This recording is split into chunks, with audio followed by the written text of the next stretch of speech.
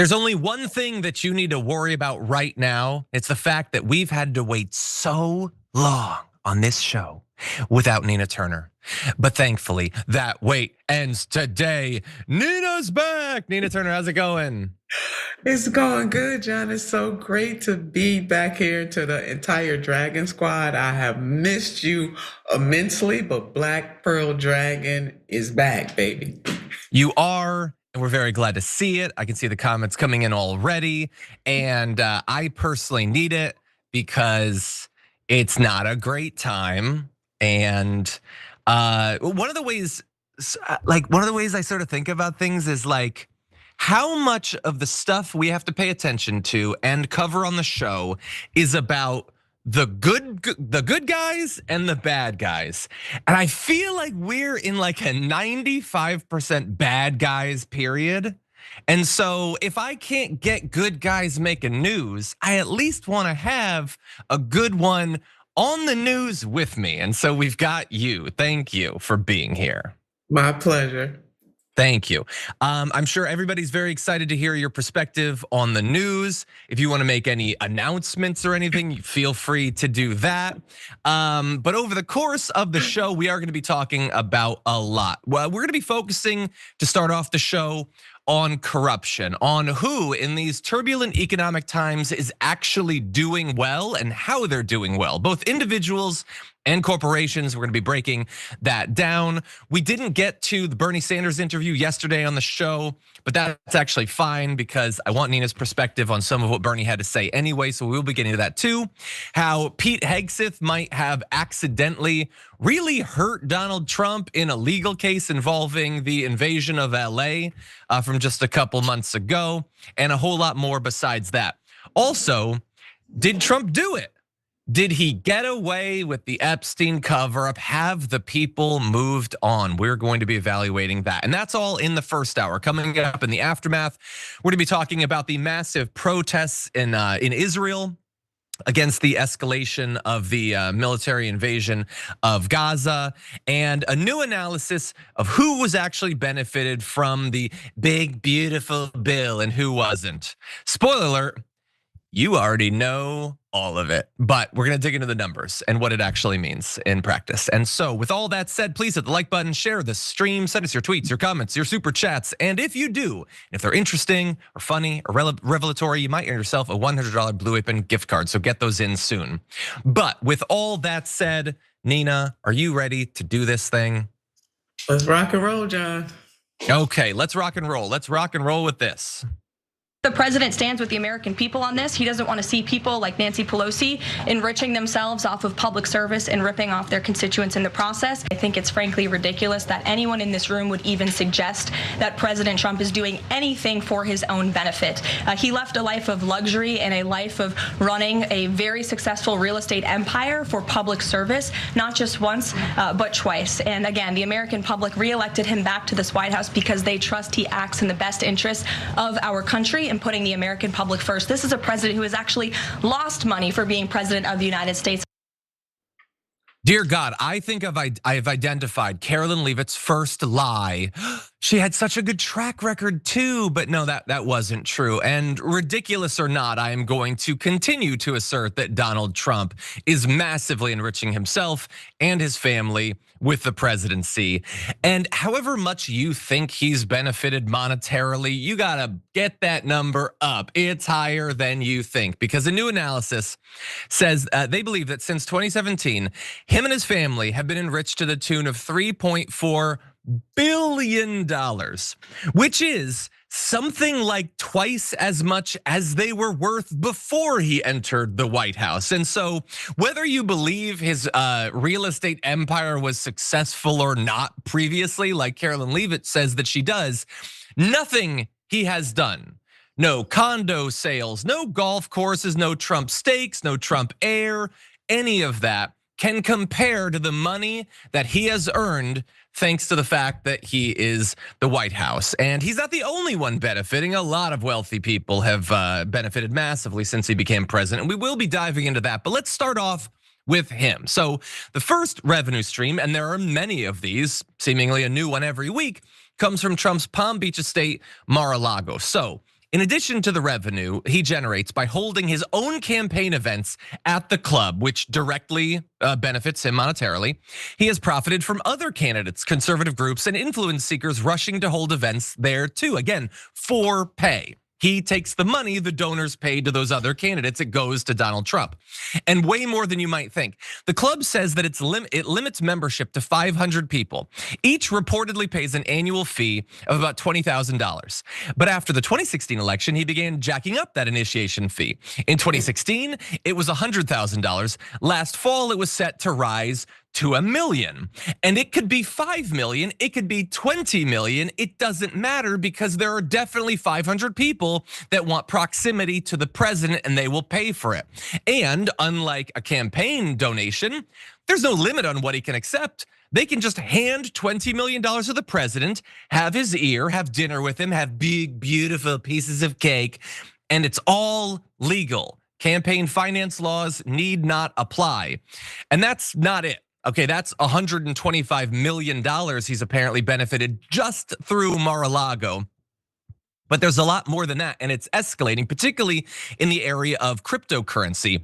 73% of his net worth apparently now comes from crypto, despite the fact that his family only really got into it like 2 years ago. I mean, he had his trading cards or whatever, but now massively overshadowing real estate or anything like that. He has made over $400 million on token investments. His family has made about $1.3 billion thanks to cryptocurrency so far. And what do you know, by the way? Since he became president, he's passed multiple executive orders further deregulating cryptocurrency. Just last week, he passed an executive order allowing Wall Street's variety of different alternative investment mechanisms, including cryptocurrency, to now have access to 401ks, which not only massively benefits them, but also potentially imperils millions of Americans' retirements. And so he is set to make way more off of that as well. Now, we have a lot more on this, but Nina, we're gonna broaden this to how corporations have been benefiting recently, but we're starting with the Trump family because this myth persists that he would never do anything for his own financial advantage. And I find that to be offensive since I'm a fan of reality. What do you think? I am too, John, and certainly the presidency is the best thing that has ever happened to President Donald J. Trump. It certainly is a one-way ATM, unfortunately, while he is in office. A lot of politicians of that stature certainly have made money or come into it with a lot of money. That's one of the problems with the system, that it does not comport itself to allow working class people to really have an opportunity to run for Congress writ large, the Senate or the House, less known the presidency of the United States of America. His press secretary is delusional, but you know what? TYT family, she's doing her job. Her job is to advocate and to defend the president of the United States of America, just like every other press secretary has. And from time to time, John, they don't suspect that people like us and others will see the cracks in what they are saying. He left a life of luxury.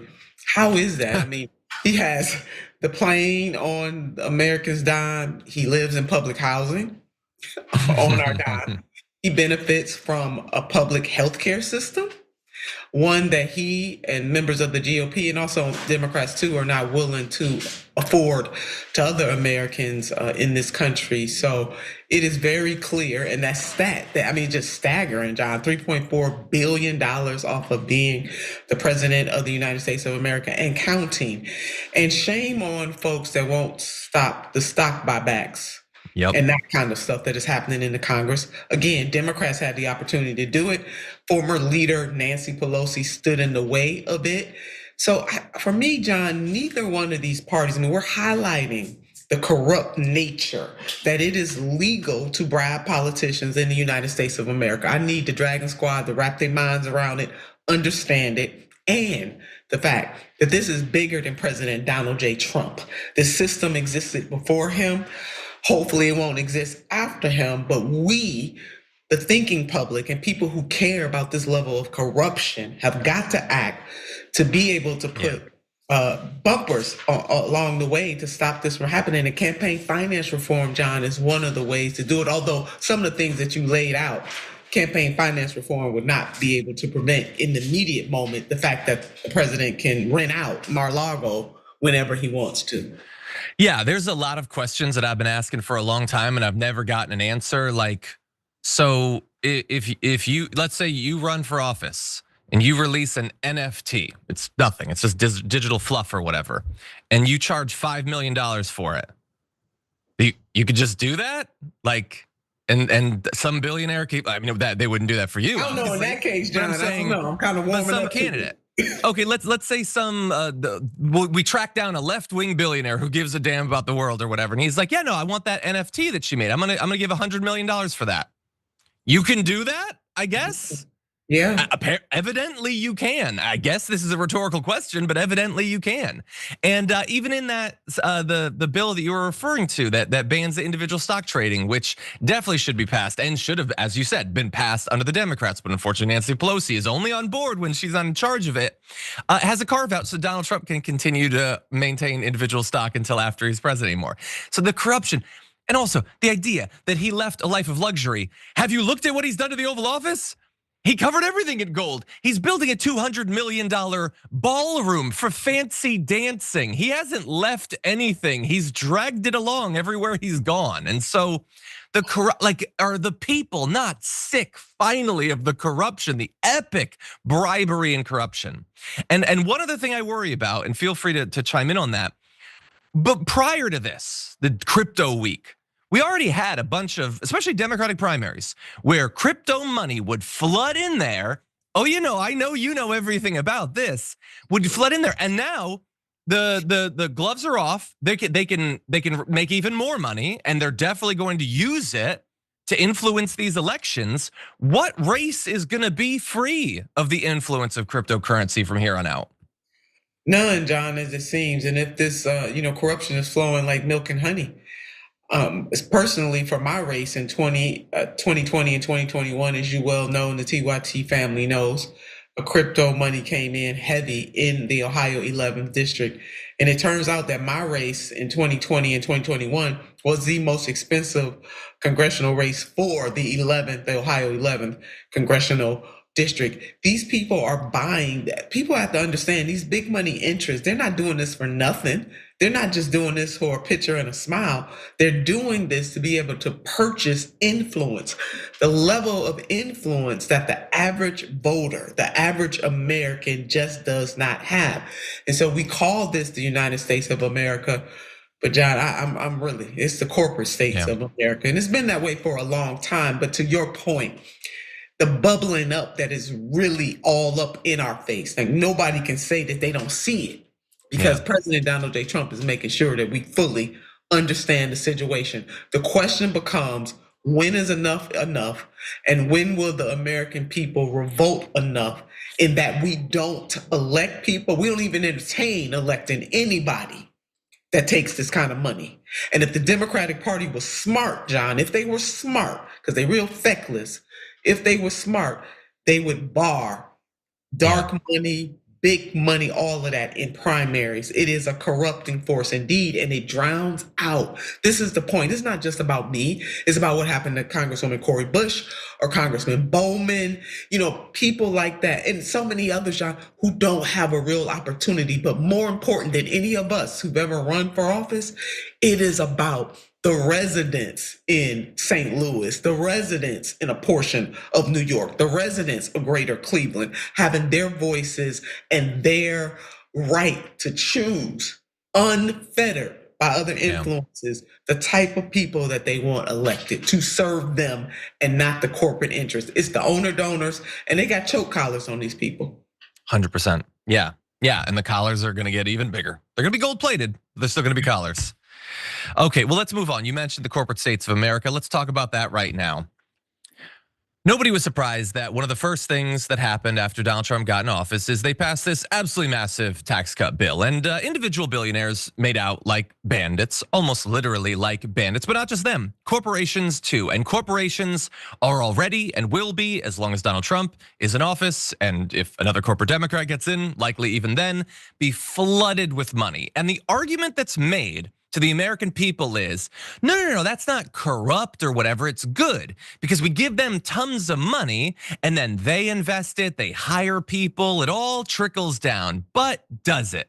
I'm gonna show you the recent numbers, but I want you to bear in mind, recent numbers or not, what always ends up happening when you shower them with money is they use it to their benefit, not to the benefit of the workers, the American people, or the American government, or anything like that. And this is just the most recent cycle of that. What they're doing is corporate stock buybacks. It's what they always do when you give them money. And those buybacks are now expected to top $1.1 trillion this year, led by big banks and tech firms. They've already announced just shy of $1 trillion of stock buybacks so far this year. The best start to a year on record, with best having a certain meaning, I suppose. I don't think it's best from my perspective, but it should end up topping $1.1 trillion. And you can see how that has trended over the last 20 years or so. And if you're not a CEO, I assume most of you are. If you're not a CEO, what this basically is they have all this money. They have way too much money to spend on things like new factories, new facilities, which, and this is gonna blow the mind of people like Donald Trump, you don't just build because you have the money to build it, you build it if you need to build it. You build those sorts of things, you produce more gadgets and doodads based on demand, not just based on having the cash. You don't do it out of the goodness of your heart, you do it if you need to. And since they don't need to, they find somewhere else to put the money. And so what do? They literally buy their own stock. And you might wonder, if you're one of the vast majority of the American public who doesn't own stock, well, why would they do that? Because if they buy up the stock, there's less stock out there, which means that the individual stock is worth more money. And why would you do that? Well, the board members, including the CEO, all the leadership, they own a ton of the stock. And so it's a way for them to effectively give themselves a massive raise. And even aside from the personal corruption of that, make it look like the corporation is worth way more than it was, even though the fundamentals, supply and demand, all of that, are exactly the same. It's what they do every time they're showered with money, which is effectively every time a new Republican administration comes in and passes a massive tax bill like this, which Trump did, and Trump did last time, and George W. Bush, and on for literally decades. And so that's what they're doing. None of this, by the way, will produce a single additional job. None of this is research and development that lowers the cost of the goods and services that you buy or anything like that. It's not building out the infrastructure of America. It's jacking up artificially the stock price of these corporations. It's what we told you they would do, and it's what they're doing, Nina. What do you think? Yeah, I mean, and it, John, as you were talking, I was thinking gluttony, greed. That's really what this is. I mean, how much money is enough? And to live in a society, a hegemonic nation like the United States of America, where so few have so much and so many have little. A society where people can't afford their health care, where people put insulin on credit cards, where food banks. Now, we have a GOP leadership that has cut funding to food banks. They worship at the feet in real time to these corporations, and the system is rigged. I need folks to understand that. But the system is not immutable, meaning the system was created by a group of people and the system can be recreated by a group of people. Again, the question becomes, when will we, the people, be so fed up that we're not going to take this anymore? These corporations are unpatriotic, and they are showing that they don't care one iota about we the people, about the American people. I hope that they are enraged, at the very least in time for the Democratic primary, which should hopefully, I want it to be a royal goddamn rumble. I want it to be a metaphoric blood sport. I want, put whatever centrist Democratic governors you want or whatever. We got one locally. You can send them over there and then have them face down the best progressives, a whole bunch of them. You know what I want that we've almost never gotten? I want a Democratic primary where I get to be in vicious debates, feuds with other leftists about the best presidential candidate. Not like, oh, we got one and they're gonna be shivved by Buttigieg or whatever. No, not that. I wanna be like, no, I think it should be X or whatever. No, it's actually them. They've got a better housing policy. They're more committed to climate justice. That's what I want, and I hope that we get it. And there's a whole bunch of time leading up to that for us to generate a bunch of great candidates. Now, we're gonna cover one more topic briefly there. Because we're talking about how all of this showering them with money is not going to generate more jobs. Well, so what do you do if it doesn't? Like the jobs numbers are not looking great. Well, what if you had a little bit more control over the numbers? Let's talk about that right now. So after having an epic meltdown over the accurate jobs numbers that were released just a couple of weeks ago, Trump ended up canning the prior head of the Bureau of Labor Statistics, who I will remind you is not in charge of generating those numbers. She's just the messenger, but he fired her anyway.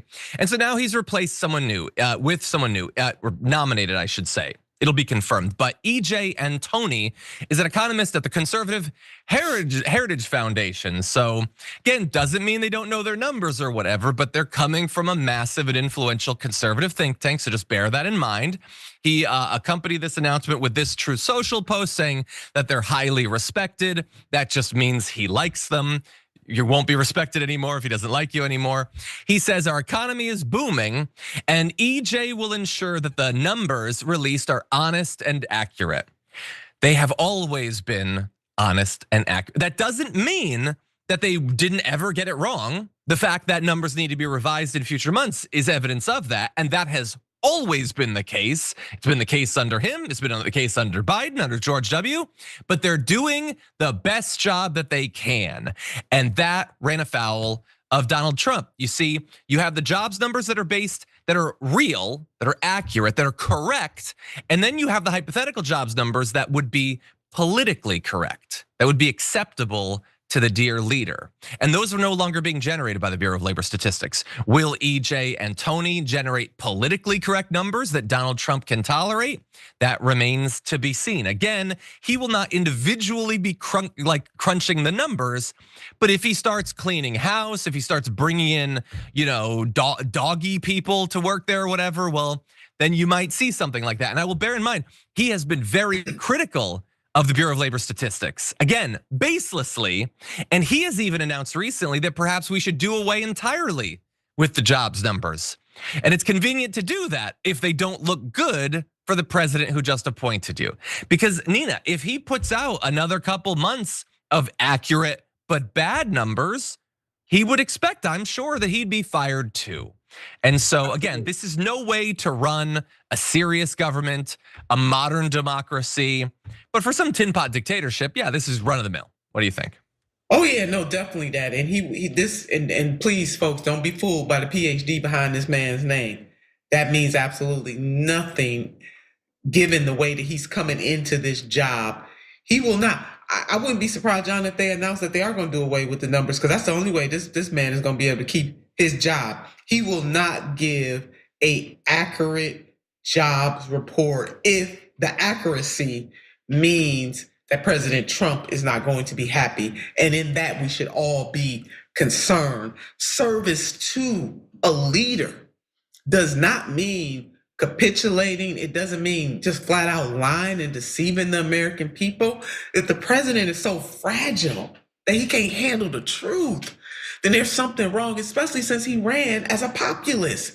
He should want to know what the truth is so that then he can use his powers and his influence to make it better for Americans in this country, from East Palestine, Ohio, all the way to Cleveland, Ohio, to LA, to wherever these folks live, Iowa, wherever they live, John. That's how he ran. But now he don't want the truth. Jack Nicholson said it better than me in the movie Few Good Men. He can't handle the truth. Yeah, and there is, like, I don't think this is an exaggeration. There is nothing more pathetic than running as fast as you can from reality, running from the truth. If you're a regular person, you're struggling and there's something that's just, I get that. He's the goddamn leader. And he would purport, if you were to ask him, to be a man. He ain't either of those things. If you're scared of reality, if you stick your head in the sand from the truth, if it hurts your feelings, that's utterly pathetic, man. Utterly pathetic. And here's the issue with this guy. Will the numbers be accurate or not? We'll never know. How would we know? Maybe they will. Maybe he won't get involved. But now we need to question it. And we've never had to do that before. And I defy you, if you're MAGA or whatever, I've been doing this show for a long time. Go back to a good jobs number under Donald Trump that I said I don't believe. Go back to Biden or Obama, a bad jobs number that I say I don't believe. You're not gonna find it, because we've always been able to accept that those numbers are right. Now, what caused the numbers, whether we think responsibility should go to the president, I always feel like people exaggerate that a little bit, both under Democrats and Republicans. But if it's bad for a really long time, that doesn't look good for Donald Trump. And so maybe we just don't get these anymore. Utterly pathetic from top to bottom. Okay, we're gonna take our first break. There is so much more to get to. Stick around, Nina and I will be back after this.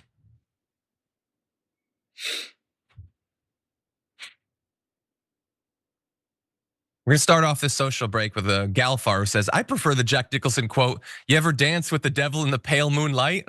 I like to ask that of all my friends. It's a classic movie and I do like it. Not as applicable to this conversation, but I do think it's a good quote. Anyway, I don't know if this is a reference to something or just like Unturned Stone said in the YouTube chat at the Damage Report, get a wife and 3 children. Well, I have a wife and I have a child. Does that give me half credit? What's the problem? Do I not have a serious enough life to comment on this? I don't know, maybe I'm misunderstanding you. I don't know. I don't want to get aggressive with you, but it sounded like an accusation. I don't know. Anyway. Okay, Miss World says in the members' comments, I am watching Nina Turner and listening to Nina Simone. Thank goodness for happy accidents. Oh, I would pause the music, focus on Nina Turner. You know, my heart, 2 great Ninas, John. I think the Dragon Squad knows. My mom named me after Nina Simone. I didn't know that. I don't think. Yeah. That's awesome. That's awesome. Yeah. I have no idea why I'm named John. I think because like 1 in 5 guys in 1983 were. I don't know. Nobody's named John anymore these days. I'm gonna sound like an old man in like 10 years. Anyway, Don Data Dragon says Black Pearl Dragon, absolutely love your Threads posts. Oh, you know, I'm not really, is Threads your like social media site of choice these days? Yeah, John, I'm trying to rock on all of them, but yeah, okay. I'm on the Threads. So thank you so much for that. It's nice to know that people are reading that. That's awesome. All I want is a single thing that I type it in and it goes to all of them. I know, right? Why do I have to choose? We can invent that and make some money. Yeah, I'm gonna call it Woof, actually. I'm gonna get some office money there. John's named after John Candy. Maybe, I don't know. Was he that famous by 1983? I don't know. But anyway, Mongoose Dragon says in the members' comments, he hated crypto in 2020 until 100%. He hated it. He used to badmouth it constantly until he realized, oh wait, this is the literal easiest way in history to grift people. And so he started releasing digital trading cards. He started releasing stupid coins. Then he had the platform. And someday, man, there's gonna be an analysis, an investigation into what happened in the early years of that Trump crypto trading platform. And then like a year after we all know about it, Jake Tapper's gonna do a book. And it is gonna reveal bribery on a level the world has never known. It's gonna make that Qatari jet look like nothing because it is all anonymous. You can transfer as much money as you want. You think what? Like just based on an internal commitment to ethics, the Trump family wouldn't be accepting money from not only America's rich, but the rich around the world? Forget about it. Someday, man, Ken Klippenstein is gonna get into those files. He's gonna reveal some crazy stuff. Anyway, okay, let's see. There is a massive block of emojis of Nina's face in the Twitch chat. Thank you, Twitch chat, for showing up right there. By the way, thank you to everybody who came to the show from the watch party with JR Jackson. I know everybody's having a lot of fun with that in the hour leading up to our show each day. Thank you, JR. Ben Clark, thank you for being a member, much appreciated. Dragon Dancer for gifting a membership. CDN Northstock Dad for gifting one as well, thank you so much. And Thomas Sears, member for 42 months, says stock buybacks are market manipulation and are strictly speaking illegal. Oh wait, never mind, they write the law, so yeah. Look, again, I'm not an expert. I'm sure that in some limited cases it makes sense or whatever, but when you're doing it to the tune of like Apple, $100 billion in 1 year, and it's all legal. It's all legal. We'll be right back.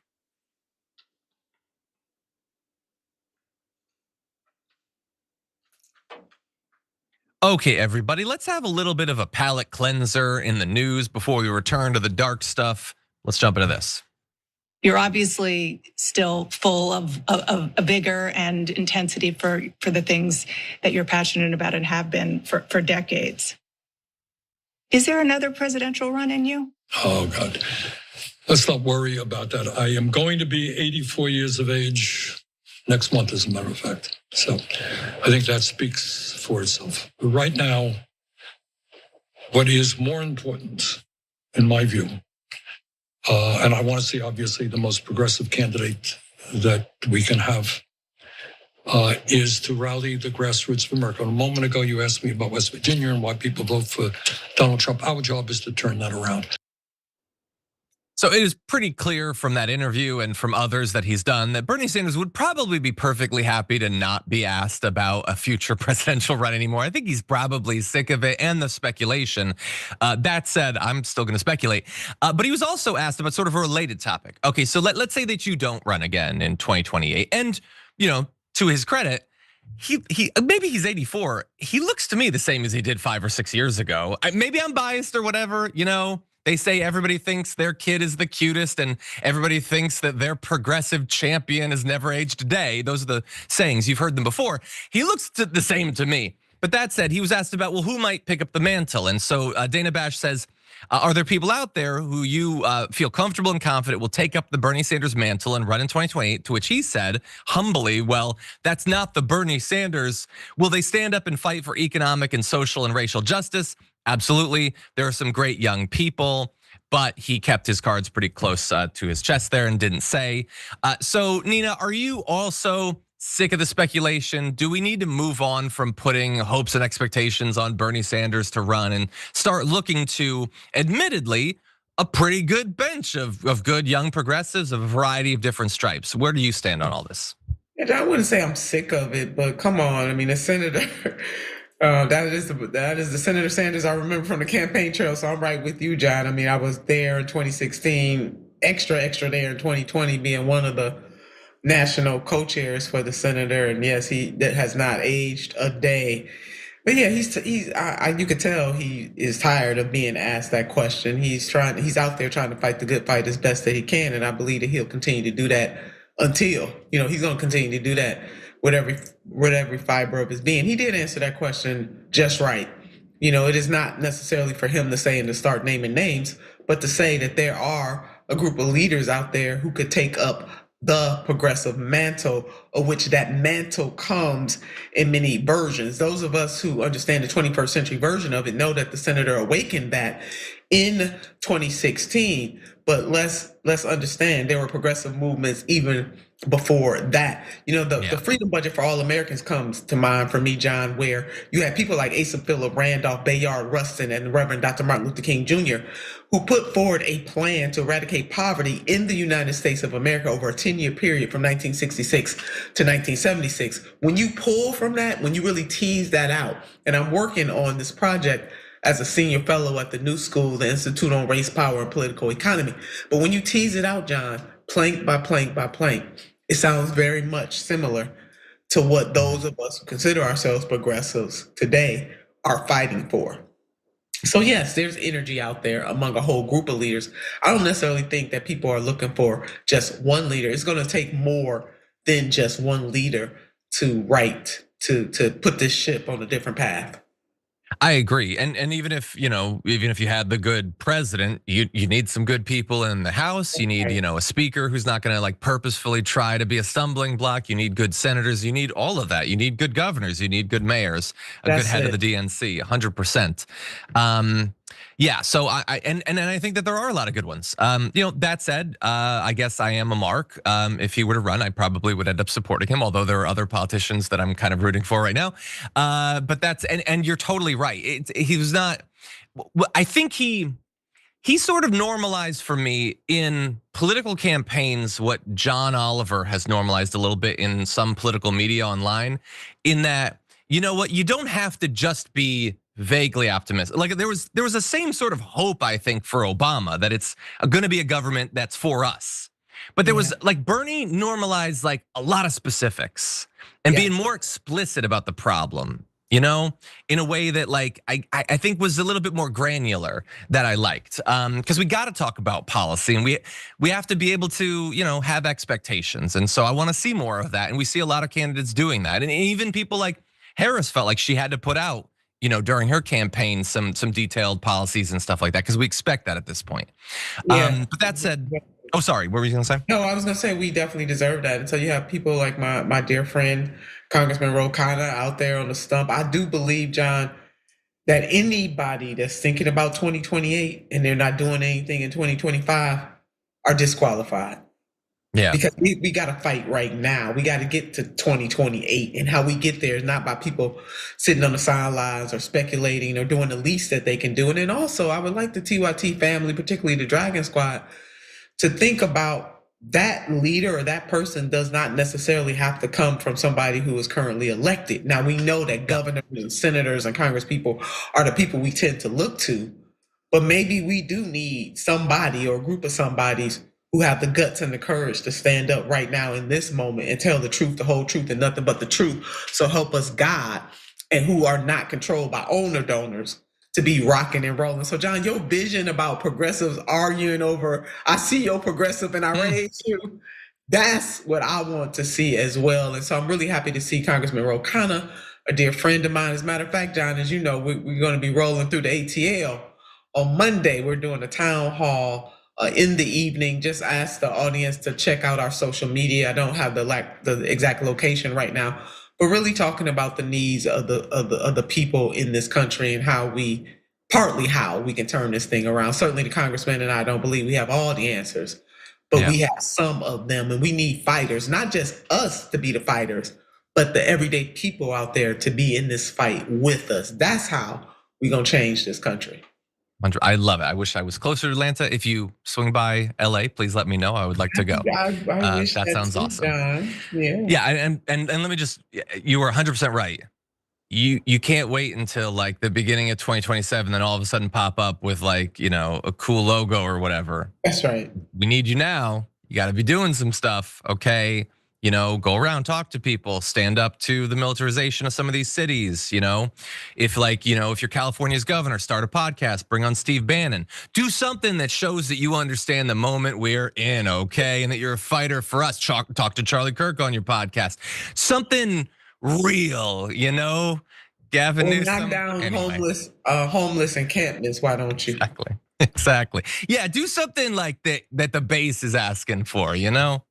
Anyway, okay. I think we should probably move ahead to C, actually. I apologize for throwing a spanner in the works, but I want to make sure that we get to all these big topics. And so I'm gonna let Bernie rest for a minute.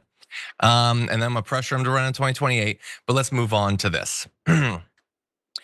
It turns out, in a fun little twist, that Defense Secretary Pete Hegseth's Monday remark about the deployment of troops take over DC may have actually already caused some damage to a different legal trouble that the Trump administration is having right now. See, they're in court over the fact that they invaded LA, where I live, and the way that he talked about the current invasion and harkened back to the LA invasion really undercuts the Trump legal argument that they're making. So let me walk you through it so you understand how he might have blown a wide hole in this case. So this was during the press conference yesterday. It was on the federal takeover of DC. Hegseth announced that the National Guard will be flowing into the streets of Washington in the coming week, and that there are other units we are prepared to bring in, other National Guard units, other specialized units. They will be strong, they will be tough, and they will stand with their law enforcement partners.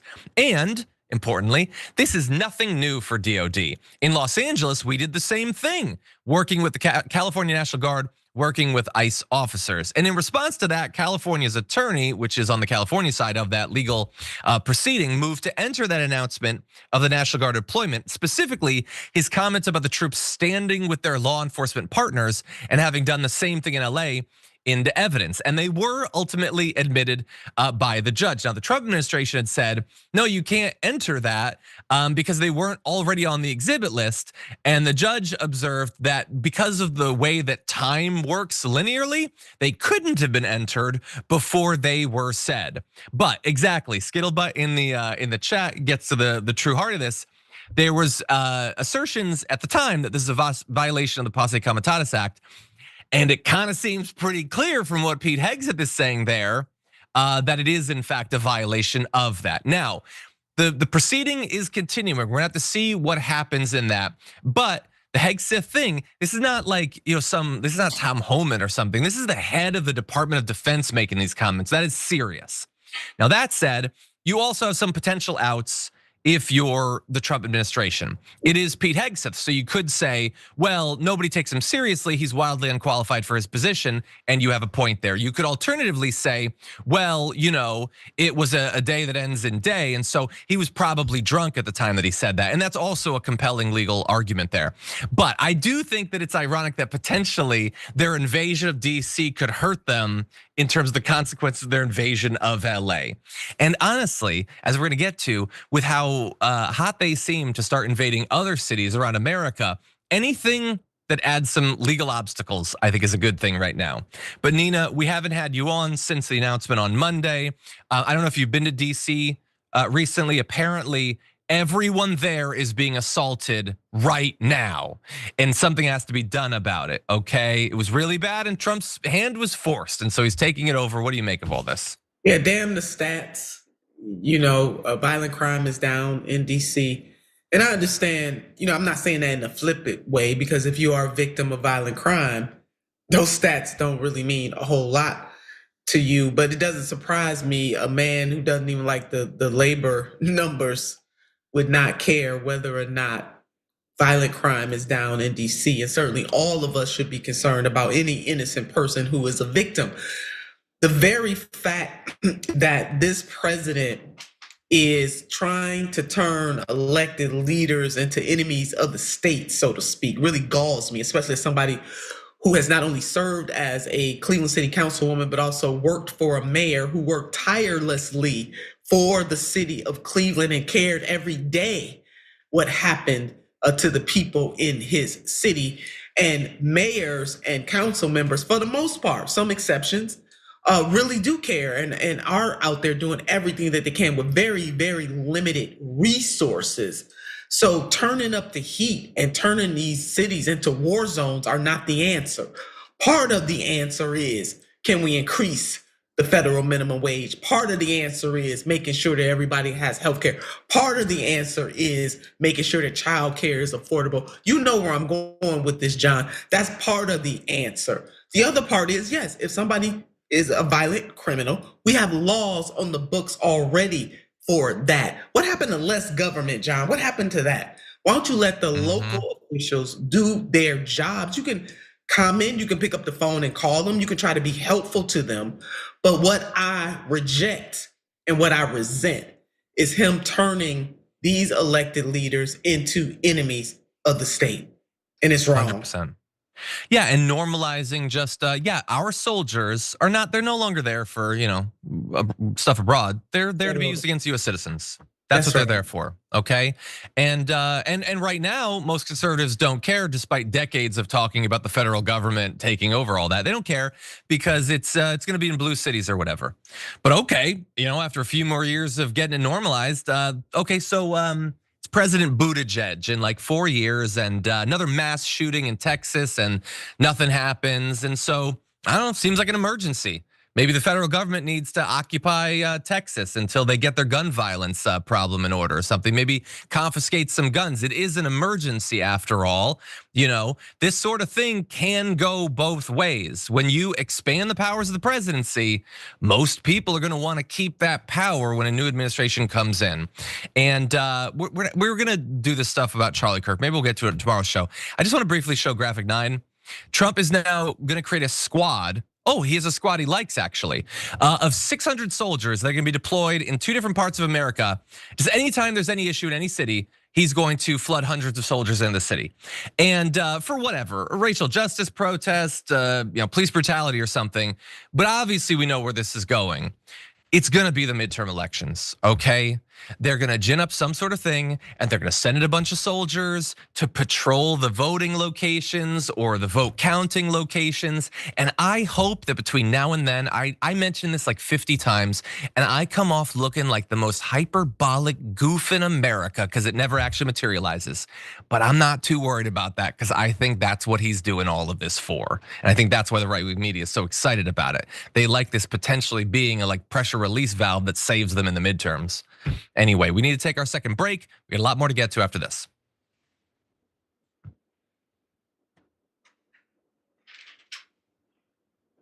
I know, Galfar, I see your comment about like you act like if Trump does this, he'll then give up the power and we expect that he won't. Again, like if I thought that there was no hope whatsoever, then I would just stop doing the show entirely. I have to assume that there is at least some hope.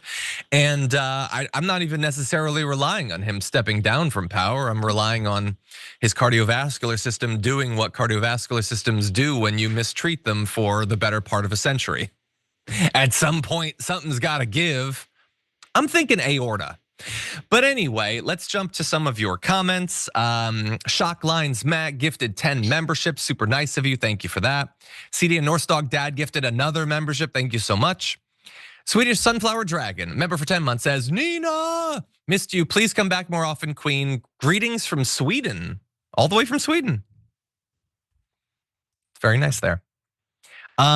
Chris Miller, member for 22 months, says Turner El Sayed 2028, making sure people are fed and healthcare is fixed. I didn't know that that was the running ticket, but I like it. Not bad. I like it, John. It has a nice ring to it. I like it. Any announcement? No, I'm kidding. Let's bring him on. Okay, let's see. Free Meatballs and Linguini says Trump's wishbone must be working overtime because he's definitely missing the jawbone and the backbone. Welcome back, Senator Turner. We love seeing you. Is that's a quote from you, isn't it? Yes. Oh my God. Yeah. 3 bones. Grandma's 3 bones: the wishbone, the jawbone, and the backbone. Oh my God. I like it. Oh, I love it. Okay. Megay says Nina. Ohioan here. OHIO, baby. Thank you. Appreciate the super chat. Rosebud says, how is it Trump can call the guard up in DC yesterday, but could not January 6th? Only Nancy could. Yeah, that's actually a good call right there. Yeah, actually, that's a good point. I mean, I know why he did in this case, it didn't there. I understand that. Okay, Gargoyle Dragon says in a super chat, #1 chatter right now, by the way. They have that interesting crown ranking system. Says, I was at the Iowa State Fair and I asked my local Dem party what policies they were gonna run on. And they told me they were just going to back candidates and they wonder why they're unpopular. Yeah, like you can have a platform. That used to be a thing. Can we get back to that? Nina, have you seen any sign of like what the Democrats' like marquee issue is gonna be in the midterms? No, none. And that's scary. No, and that could very well lose. Absolutely. Exactly. Oh my God, if they fumble this, I know that there's the redistricting and all that, like that potentially could sway the outcome. But if they biff these midterms, which should be an epic refutation of Donald Trump and the Republicans, as if we need any more pressure on the 2028 primary, I want to at least have stemmed the bleeding at that point. That part, and we're gonna have to go a third party because both of these parties are failing. I mean that. I'm in the Democratic Party, not of it, and just by disgruntled as hell, John, and just most voters did not vote, so that's a whole party itself. But you're right. If the Democrats mess this up, they're not fit. Yeah, I mean, granted, we're saying that they already lost to Trump again. I mean, that was the big messed it up. And look, I understand it was a mess of a presidential race. John, no. Yeah. The popular vote and the Electoral College had not lost the popular vote in 20 years. Yeah. Of all the times not to lose, it was 2024. Dear God. Okay, everybody. Well, we got more news coming up, so don't go anywhere. We'll be back after this.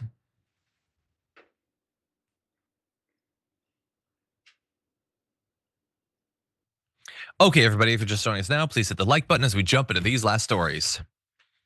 Before Ghislaine Maxwell appears to have cut some sort of deal with the Trump administration, did she try to do the same thing with the Biden administration, revealing the dirt that she had on Donald Trump to get a pardon from Joe Biden? New reporting is saying exactly that, although grain of salt. We'll jump you through all the details. It was apparently common knowledge among the inmates at the Federal Correction Institution Tallahassee, that's the low security prison in Florida where Maxwell was housed until a few weeks ago when she moved to like the Ritz-Carlton or whatever, that she hoped to avoid serving her full term by trading information for a presidential pardon from Biden. That's according to a former inmate named Catherine Kamali talking to the Daily Mail. So that's grains of salt. It's an inmate. So, we'll see, and it's the Daily Mail. But that said, here's what the inmate said. I heard her tell another inmate that she had dirt on Trump and that it was going to get her a pardon from Biden. I guess Biden's camp just didn't want to go down that route. And that is, if you're a Republican, there's no way that you accept that. You think, oh no, if Biden was presented with anything, he was gonna use it to take down Donald Trump because you believe that the Biden administration weaponized the justice system, and that for some reason you don't think Trump is. Okay, I just want to remind everyone who has a somewhat open mind, they slow rolled every legal proceeding against Donald Trump, including the ones that were completely transparent. He stole the documents. He tried to do a coup. All of that. Merrick Garland was moving at like a Mitch McConnell-esque pace on every bit of that. Joe Biden, for all of the other criticisms I will make of him, wanted no part of politicizing any of this, of getting involved. And I would say, as a result of that, whether for good motivations or not, allowed a felon to get back into the White House and stopped us from getting justice on all of these many cases. So I think it is entirely possible that Maxwell did go to them with information and they rejected it. Now, they could have also rejected it because she didn't have any evidence for what she was saying, that she was making up things. All of these are possibilities. And as with everything else in the Epstein case, we will likely never know because of the cover up that the Trump administration is now engaged in. But just understand that she was apparently working on this. Now, let's get to a little bit more details of what was going on during the Biden administration before we comment. Biden's DOJ concluded in a 2022 sentencing memo that Maxwell was unreliable and unremorseful. Both of those things seem to be true, writing that she apparently decides when she wishes to disclose facts to the court, and those facts shift when it serves the defendant's interests. If anything stands out from the defendant's sentencing submission, it is her complete failure to address her offense conduct and her utter lack of remorse, noting that she participated in sexually abusing her victims. So they were saying she will tell people whatever she needs to get the pardon.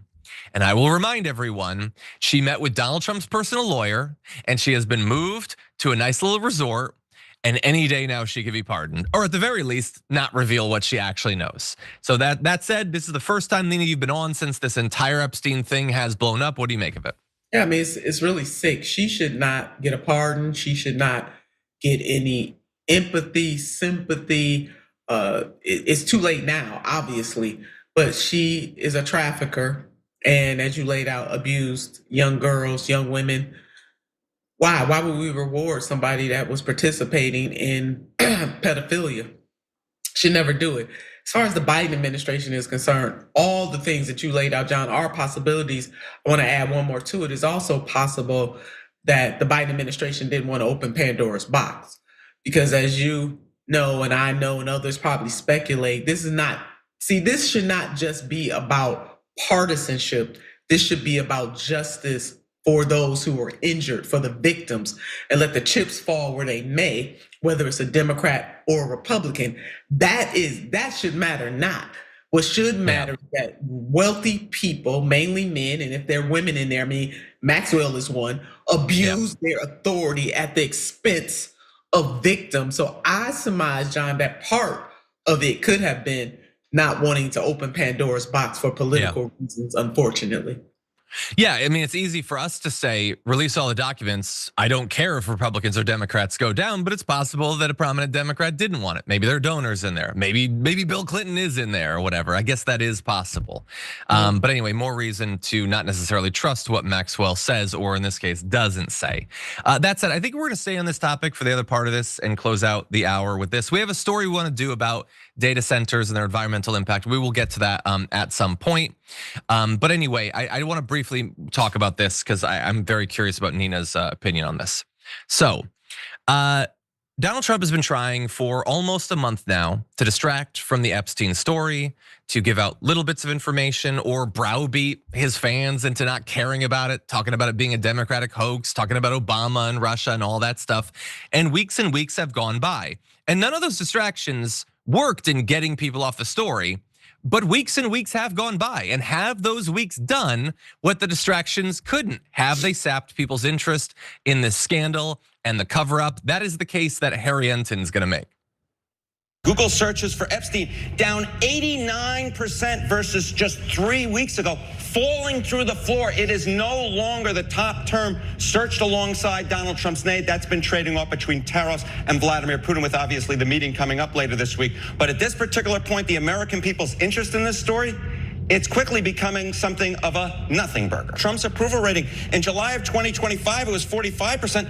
It's still well within that margin of error here at 44%. And you compare that to where he was in his first term at this point, he was at 37%. So he's 7 points higher. And more than that, among Republicans, his approval rating is near a record high, hovering right at about that 90% mark. So no, he hasn't lost any of that base.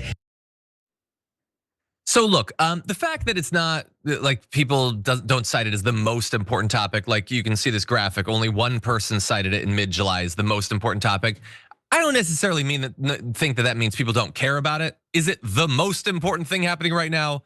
I don't know. The tariff stuff is pretty important. I think the genocide in Gaza is pretty important. So that doesn't necessarily mean nobody cares.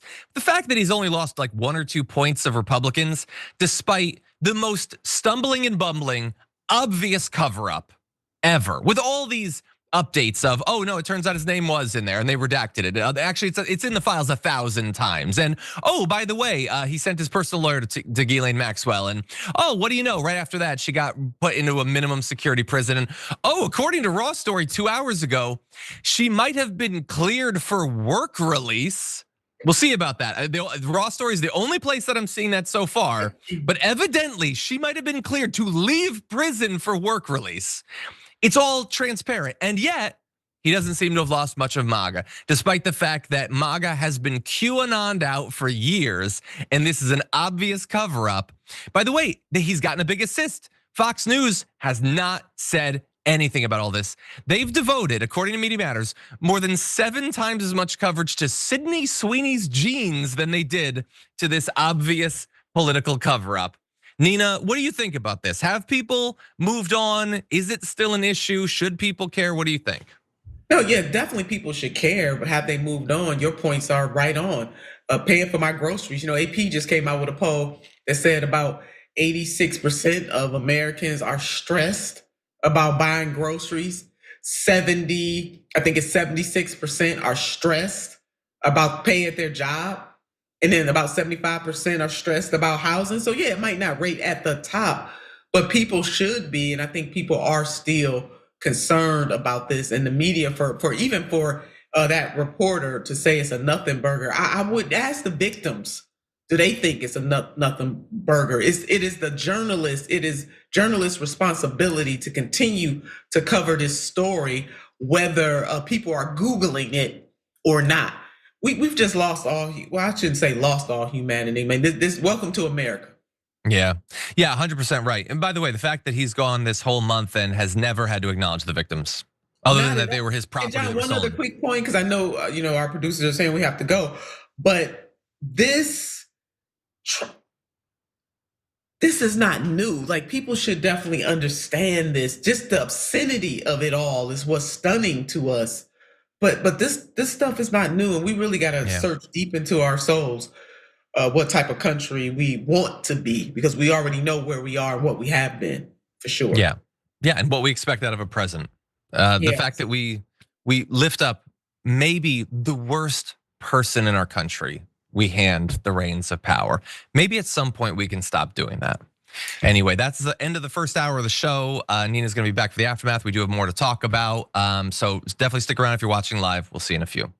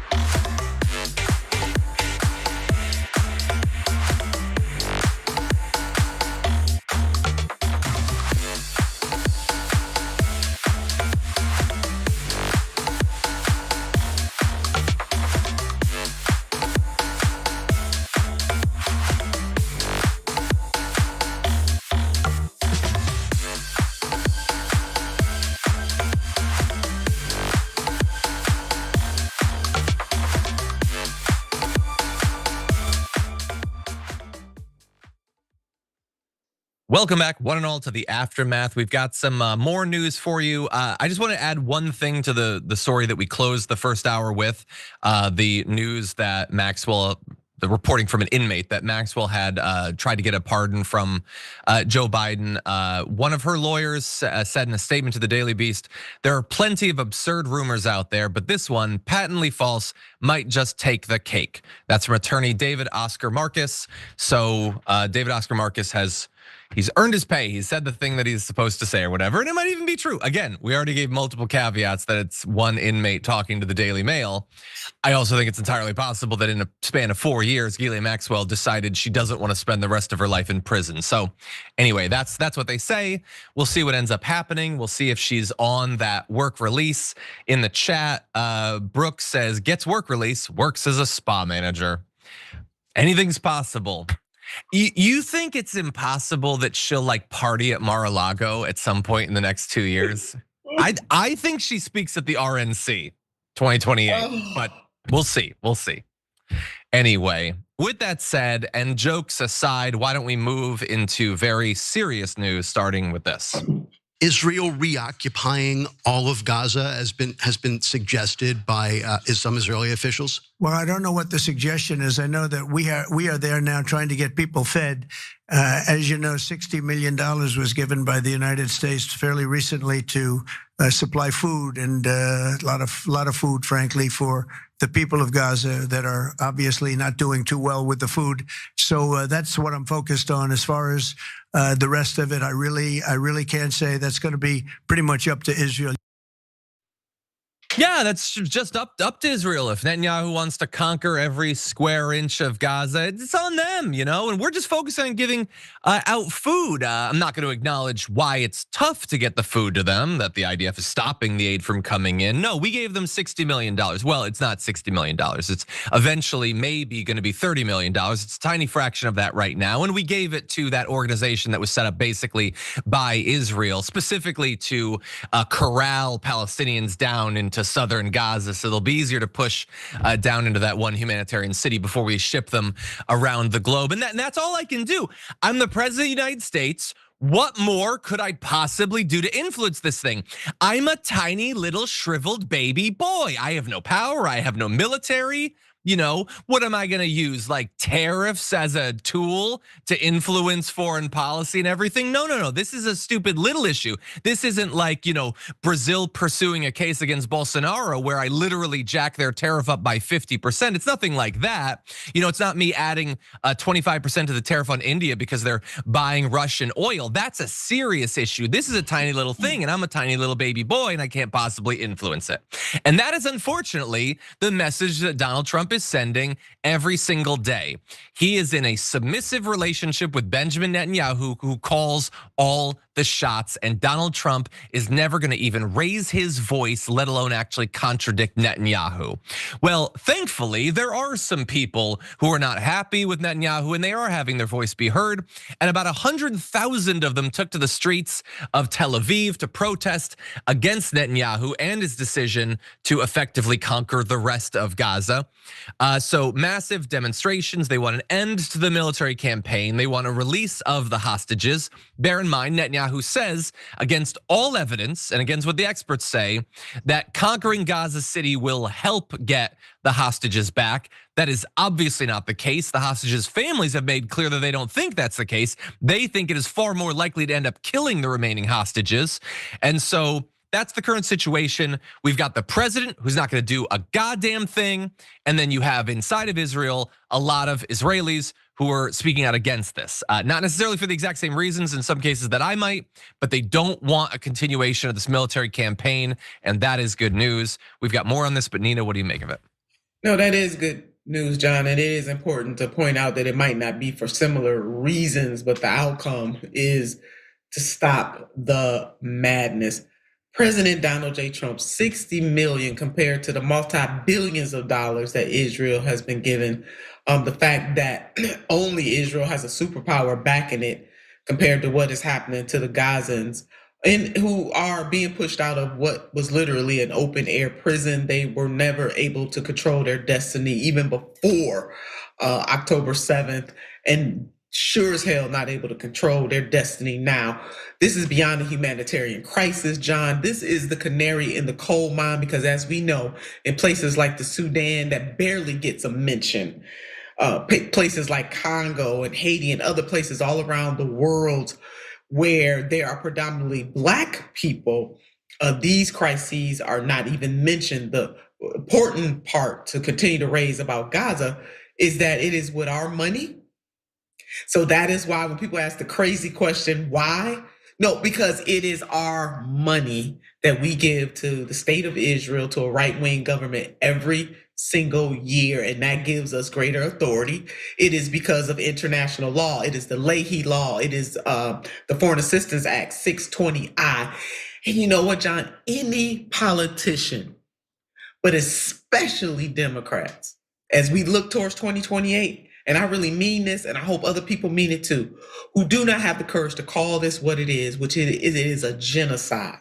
Again, they are not fit to run in 2028 at all. And but by the grace of God, there go any of us could be in any of these places. This is, I mean, I'm telling you, I'm trying not to cuss right now, but that's the level that this is on, because it could be any of us. And I've certainly, John, I know you have too, talked to many people who family members are there right now in real time or were there, but they've been murdered. So it's one thing, the murder rate. There's another thing, to starve people to death, all people, not just women and babies, because we say women and children as if that is going to pique people to care a little more. No, I'm talking about men, women, and children. We're talking about human beings. And let us not forget who empowered all of this.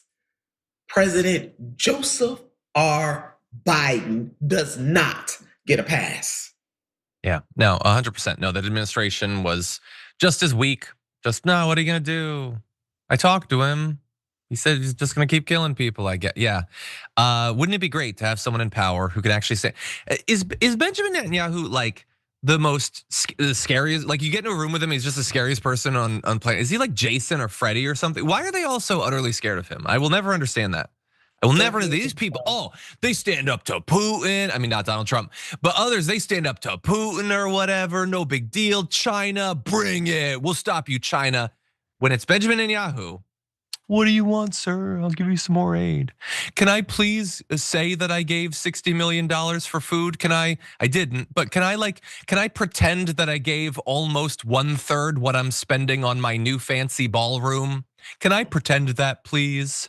Sure, Trump, go do that or whatever. Well, and big ups to people like my dear Benjamin from Cold Pink, those ladies and men who go down to that Congress almost every single day, risk being arrested, roughed up, Jewish Voices for Peace, others, Palestinian groups and leaders, and just people from all walks of life who have come together to say that this should not happen on our watch, and it definitely should not happen in our name and with our dollars. So if there's any silver lining, and I hate even using that term, it is that there are pro-peace, anti-war people out there who are standing up and really putting their bodies on the line, including our students who did those encampments, who were maligned, just really standing up and saying this is not the kind of future that we want to have.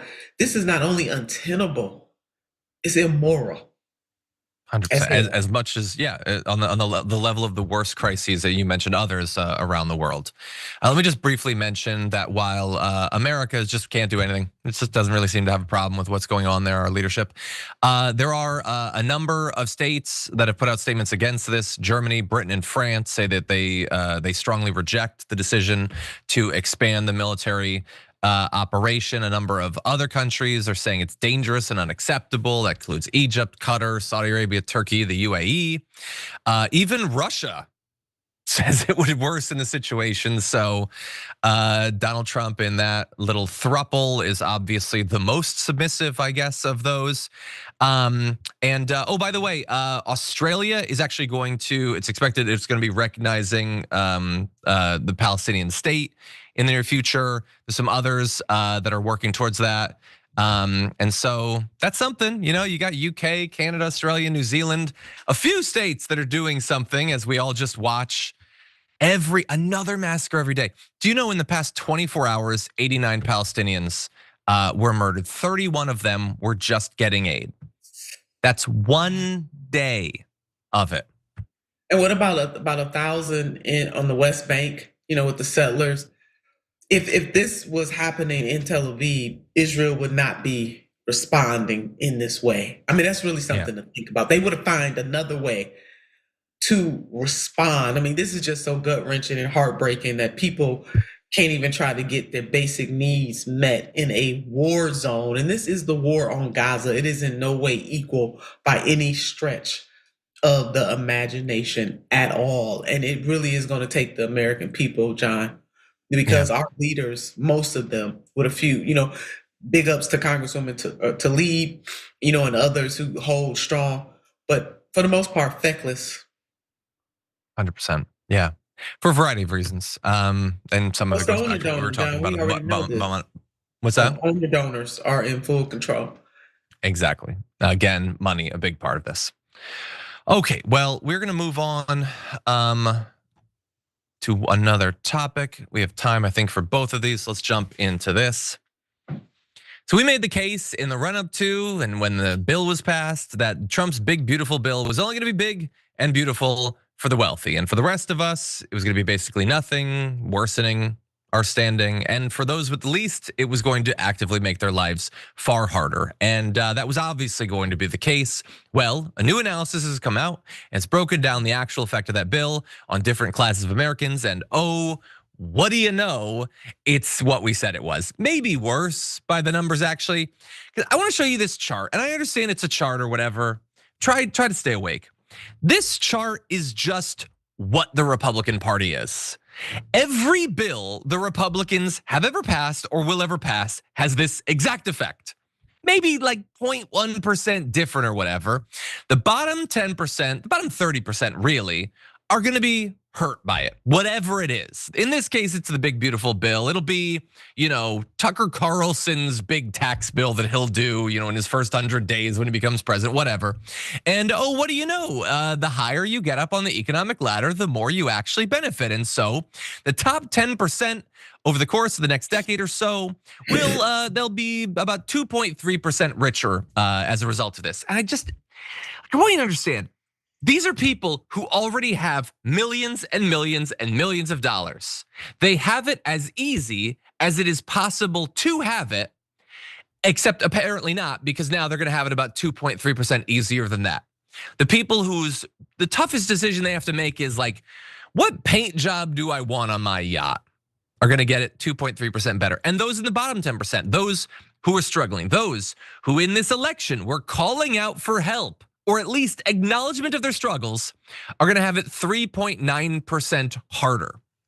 And honestly, when I say this bill is the Republican Party, I mean both that the rich will benefit and the poor will be hurt, but that the poor will be hurt even more than the rich will benefit. Because I think they like that. I think the Republicans hate the poor more than they actually love the rich, although they do both of those. And bear in mind, this follows up previous analyses, all that pointed in this direction, but these are updated numbers. And in terms of why the poor are gonna come out so far behind as a result of this, a lot of this has to do with them losing access to either their healthcare or things like SNAP and food stamps. And so these are people who are already struggling so much, and the next 10 years are gonna be even harder for them. Nina, what do you think about it? This is sick. This is some sick, y'all know what, excrement. It is sick. The comedian Bill Burr was interviewed and he said, and I've been saying this, but comedians can elevate it a little more. He said, how much do you need? So 900 million is not enough. That's what this comes down to. And we are really on the precipice of ladies and lords in the United States of America. Those who are in that category of the ultra wealthy, the ruling class, and their children and their children's children will always continue to be in that class, while the permanent underclass, so we're building a permanent ruling class by birth in the United States of America and continuing to cement a permanent underclass for no other reason but greed, gluttony, immorality, and hatred for poor people, working class people in the United States of America. John, this is a hell of a thing, but we better wake up quick.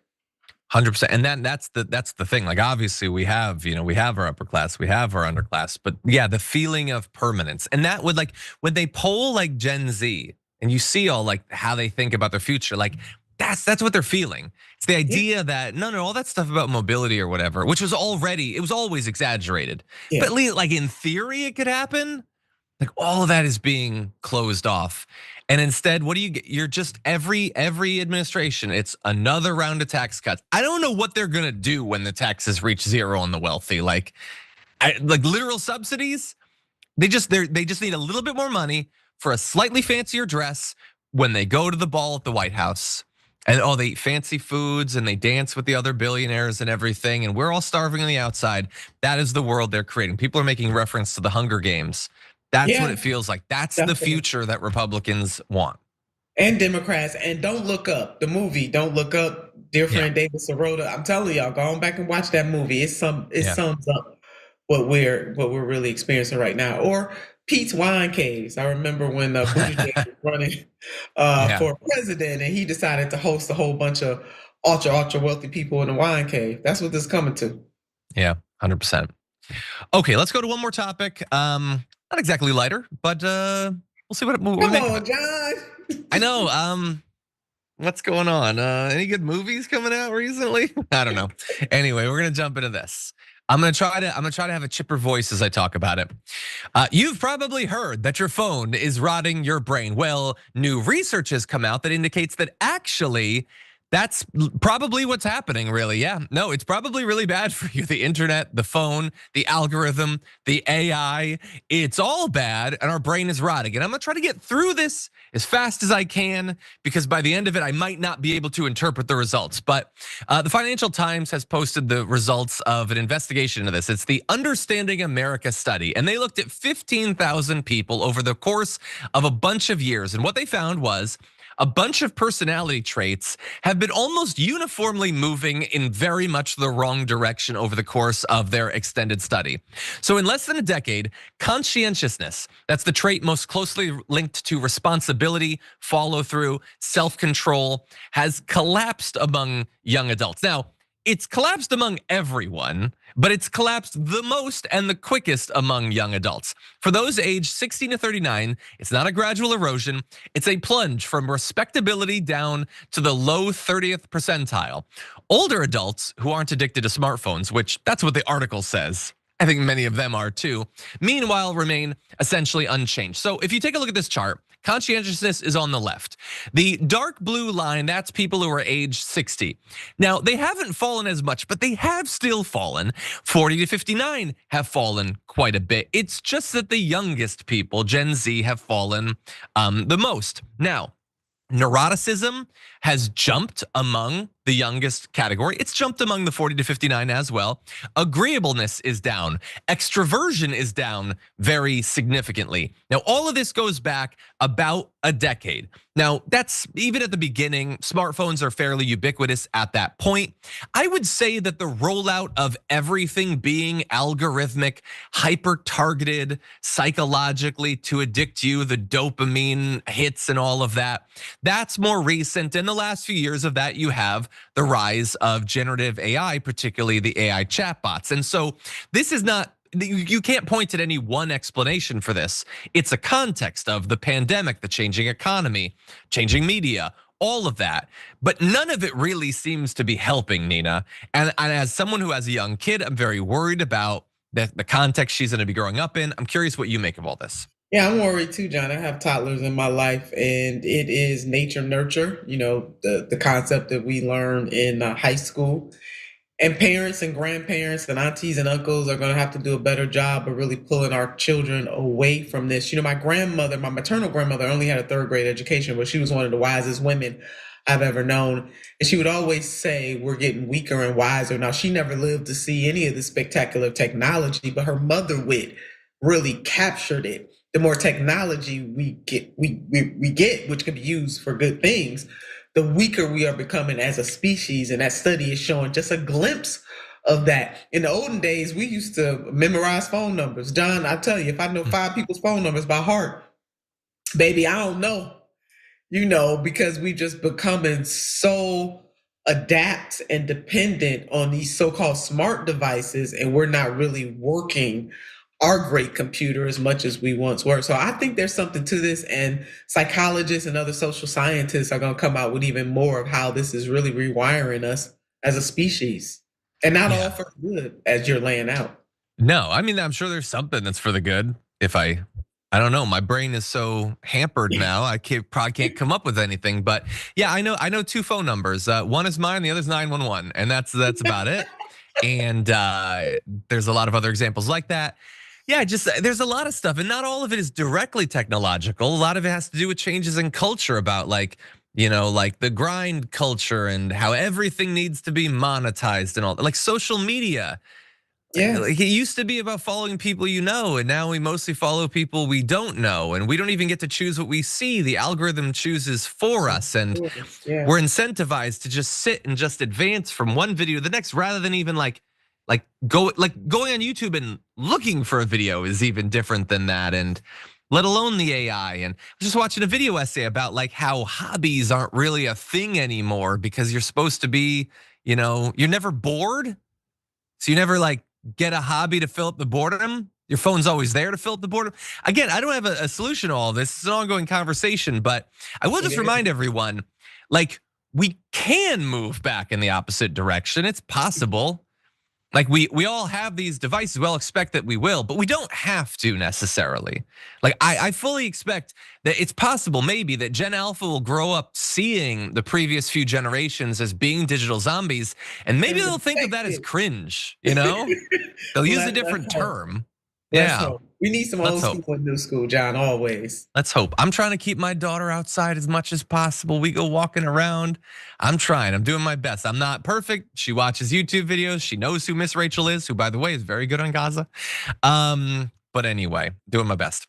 And I think we got the best out of you. You made the show better. Thank you, Nina. It is a pleasure to have you here, and hopefully we can again in the very near future. Looking forward to it. And Dragon Squad, always a pleasure to be back home. Signing off, Black Pearl Dragon. Thank you. Everybody, look out for Black Pearl Dragon and Rokana in Atlanta in the very near future. And maybe coming to LA. We got cool places to do these little meetups. But anyway, thank you everybody for watching. Tomorrow's Big News Wednesday. Sharon Reed is gonna be here, so you should be here as well. For now though, stay safe out there, stay sane out there, and we'll see you soon.